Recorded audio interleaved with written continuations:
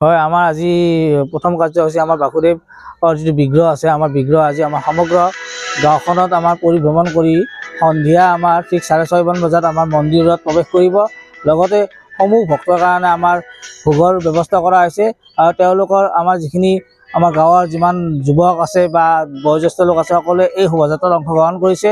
আৰু মন্দিৰৰ বিগ্ৰহ আমাৰ প্ৰত্যেকটো গাঁৱৰ আমাৰ 33টা চুবুৰী আছে, সেই চুবুৰীৰ মাজেৰে গৈ ৰাতি সমাপ্ত কৰি আমাৰ মন্দিৰত প্ৰৱেশ কৰিব। তাৰ লগে লগে আমাৰ ইয়াৰ হৰিধ্বনি দি পেলাই আমাৰ ইয়াত ভোগ গ্ৰহণৰ ব্যৱস্থা কৰা হৈছে। আজি কিমান লোক উপস্থিত আছে আজি এই শোভাযাত্ৰাত?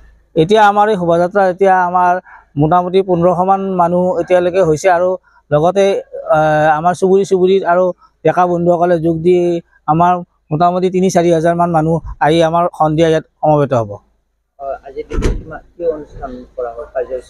আমাৰ আজিৰ কাৰ্যসূচীৰ ভিতৰত আছে আমাৰ এতিয়া মূল বিগ্ৰহৰ পৰিভ্ৰমণ, তাৰপিছতে আমাৰ সন্ধিয়া আজি আমাৰ ভ্ৰাম্যমাণ নাট্য দলৰ নাট্যাভিনয় আছে। লগতে আমাৰ অহাকালি আমাৰ ওজাপালি আৰু আমাৰ যিটো হোমযজ্ঞ পুষ্পাঞ্জলি গোটেইখিনি আমাৰ যিখিনি ধৰ্মীয় নীতি নিয়ম আছে সেইখিনি সমাপ্ত কৰা হ'ব। এই অনুষ্ঠানটো আমাৰ কোলাহাটী গাঁৱত এই বহুত বছৰ 500 বছৰৰ পৰা এইটো অনুষ্ঠান আমাৰ ক্ৰমে প্ৰতি বছৰে কৰি অহা হৈছে। আৰু এই অনুষ্ঠানটোৰ জৰিয়তে কোলাহাটীৰ যি ঐক্য সংহতি এটা এনাজৰীৰে বান্ধ খাই আমি আছোঁ। আৰু এই অনুষ্ঠানটোৰ কাৰণে এই অঞ্চলত এটা ডাঙৰ প্ৰচাৰ আছে আৰু প্ৰতি বছৰে এইটো আমি এই মাঘী পূৰ্ণিমাৰ দিনাখনি অনুষ্ঠানটো মানে পালন কৰোঁ।